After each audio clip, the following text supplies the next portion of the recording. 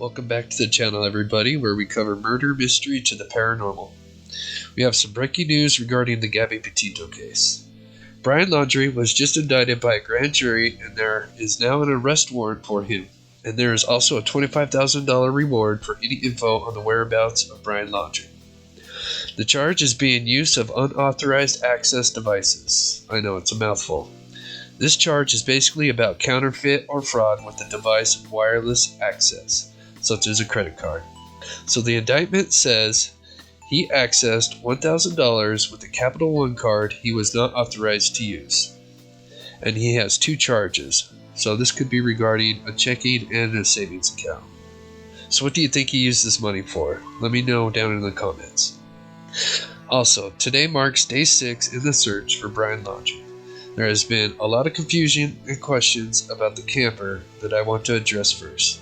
So the neighbors of the Laundries claim to have seen Brian and his family take the camper for 3 days and come back. And I know many were wondering if there was another camper than the one shown in the video. And I just want to clear this up and say that there's not another camper. The camper they took for 3 days is the one that was parked in the driveway. Although they said a new camper, a different camper, they were referring to the van as it was constructed to be a camper, just to clear things up. So I think the big question now is, where did they take this camper? Someone must have seen a red truck with a camper on it. And did Brian even come back with them? There is no substantial reports of someone seeing Brian since he went on that 3-day trip.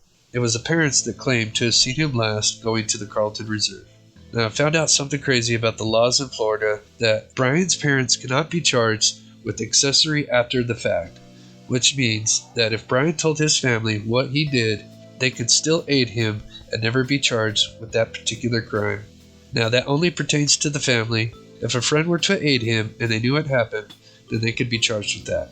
Now if his parents tried to destroy evidence, they could be charged with tampering of evidence. But let me know in the comments what you think about that law. So today marks the end of day 5 for the search team in the Carlton Reserve. So far they have not discovered anything, and as of now they have brought out 4 swamp buggies that are like ATV tanks that can mow down trees and get around this rugged terrain.